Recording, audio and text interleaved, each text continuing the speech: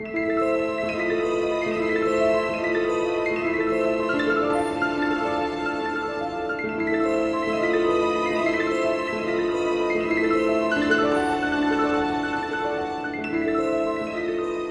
City of Oz, Cuttenclips.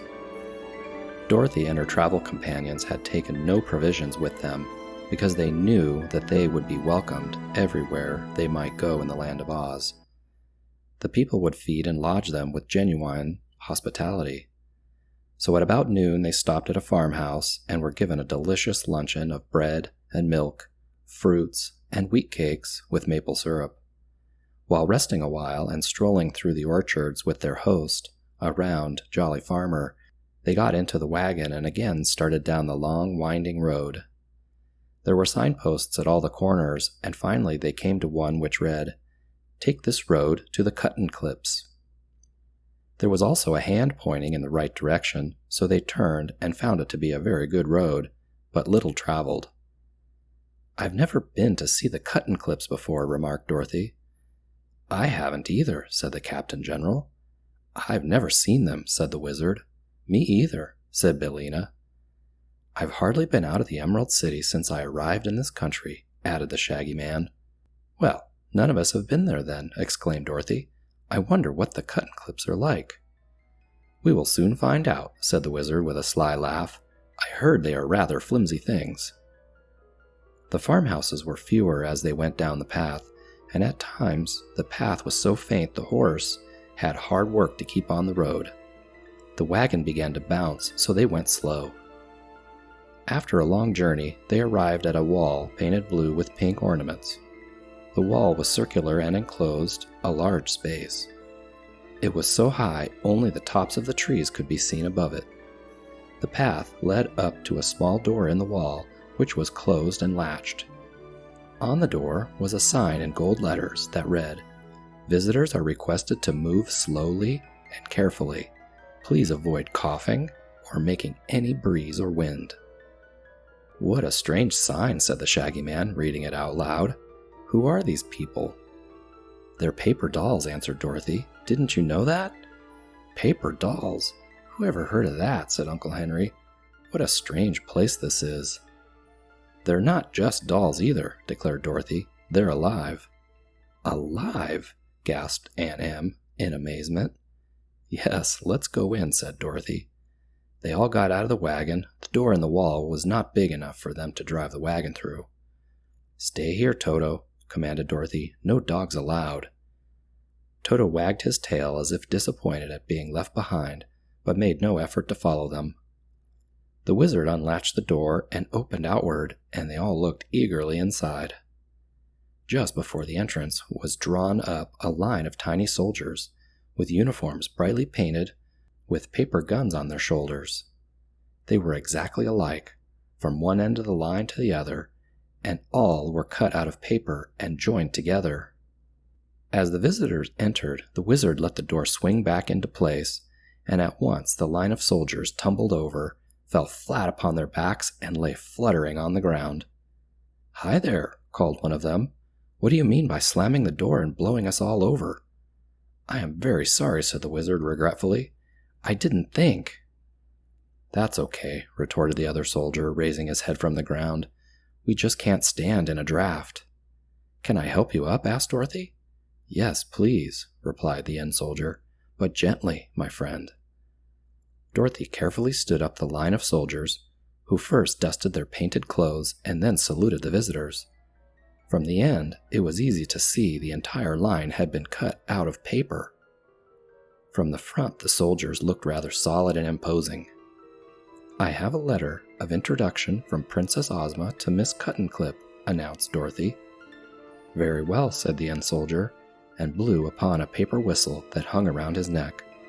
At once, a paper soldier in a captain's uniform came out of the paper house nearby and approached the group as an escort. He turned and led the way up the path, and as they followed slowly, they took the opportunity to gaze around them at this strange paper country. Beside the path were paper trees, all cut out very neatly and painted a brilliant green color. Behind the trees were rows of cardboard houses, painted in various colors, but most had green window blinds. Some were large and some were small, and in the front yards were beds of paper flowers very natural in appearance. As the visitors passed along the street, many paper dolls came to the doors and windows of their houses to look at them curiously. The dolls were nearly all the same height, but were cut into various shapes, some fat and some skinny. Some female dolls wore beautiful costumes of tissue paper. "You're likely to see many strange things in the land of Oz, sir," said the wizard. "A fairy country is extremely interesting when you get used to being surprised." "Here we are," called the captain, stopping at a cottage. The house was made of wood and was remarkable in design. In the Emerald City, it would have been considered a tiny dwelling, but in the middle of a paper village, it seemed immense. Real flowers were in the garden, and real trees grew beside it. On the front door was a sign reading, "Miss Cuttenclip." Just as they reached the front porch, the door opened and a girl stood before them. She was about the same age as Dorothy, and smiling she said, "Welcome." Everyone seemed relieved to find she was of flesh and blood. She was very dainty and pretty as she stood there welcoming them. Her hair was golden blonde, and her eyes turquoise blue. She had rosy cheeks and lovely white teeth. Over a simple dress, she wore an apron with pink and white checks, and in one hand she held a pair of scissors.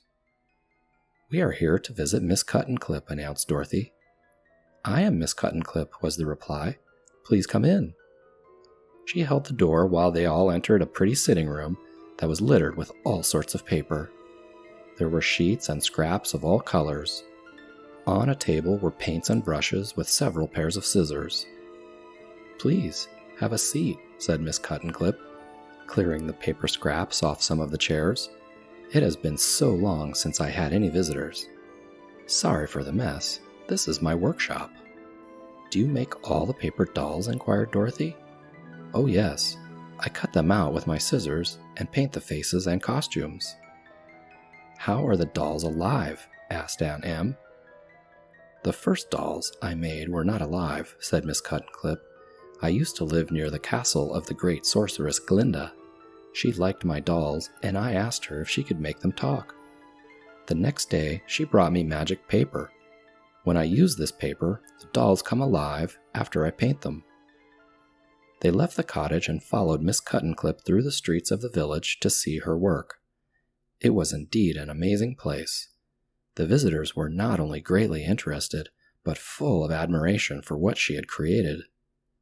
Miss Cuttenclip was about to introduce the group to a particularly beautiful group of dolls when the Shaggy Man sneezed. It was a very loud and powerful sneeze. He had tried really hard to hold it in, but then it suddenly exploded in a blowing wet mist. Dozens of paper dolls were blown over and wet. There was a wild confusion in every direction, tumbling this way and that and getting more or less wrinkled and bent. A wail of terror and grief came from the scattered throng, and Miss Cuttenclip exclaimed, dear me," and hurried at once to the rescue of her overturned people. "Oh, Shaggy Man, how could you?" asked Dorothy reproachfully. I couldn't help it, really, I couldn't," protested the Shaggy Man, looking quite ashamed. "And I had no idea it took so little to upset these paper dolls." Now, fearing they might do more damage to the flimsy paper people, they decided to go away. But first they thanked Miss Cuttenclip very warmly for her courtesy and kindness to them. "Any friend of Princess Ozma is always welcome here, unless he sneezes," said the Queen, with a rather severe look at the Shaggy Man, who hung his head. "I like to have visitors admire my wonderful village, and I hope you come again." Miss Cuttenclip led them to the door in the wall, and as they passed along the street, the paper dolls peeped at them, half fearfully from the doors and windows. None will forget the Shaggy Man's awful sneeze.